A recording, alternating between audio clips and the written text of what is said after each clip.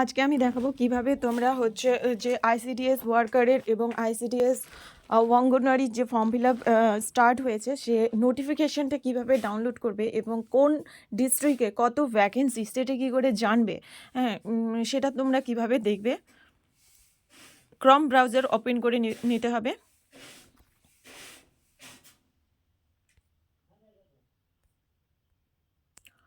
ক্রম browser open করার পর আমরা এখানে লিখব আইসিডিএস মালদা।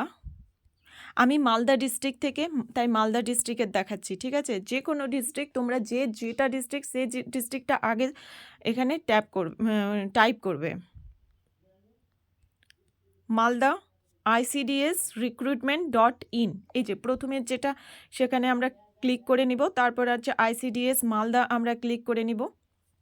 করার পর এখানে একটা পপ আপ উঠেছে, এখানে পপ আপে বলছে সমস্ত আবেদনকারীদের এত দ্বারা জানানো হচ্ছে যে আপনার আবেদনপত্রে কোনো ত্রুটি অমিল থাকলে আপনি তা সম্পাদনা করতে পারেন। সম্পাদনা বিকল্পটি 1 এপ্রিল থেকে 10 এপ্রিল পর্যন্ত খোলা থাকবে।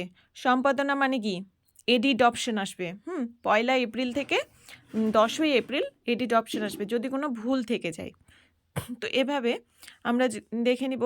নিচে চলে যাব, এখানে ছবি কি করে আপলোড করতে হবে তার একটা ইনস্ট্রাকশন দেওয়া আছে। সিগনেচার কিভাবে আপলোড করতে হবে তার একটা ইনস্ট্রাকশন দেওয়া আছে। তো আমরা দেখতে পাচ্ছি নোটিফিকেশনে আমরা দেখতে পাচ্ছি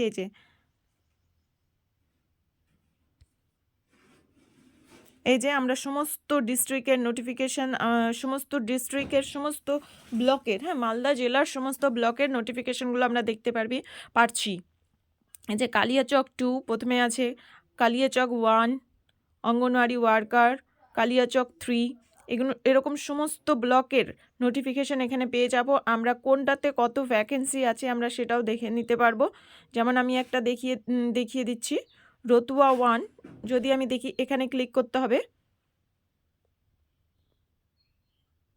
এই যে আমার আগে থেকে ডাউনলোড করা আছে, এই যে এভাবে,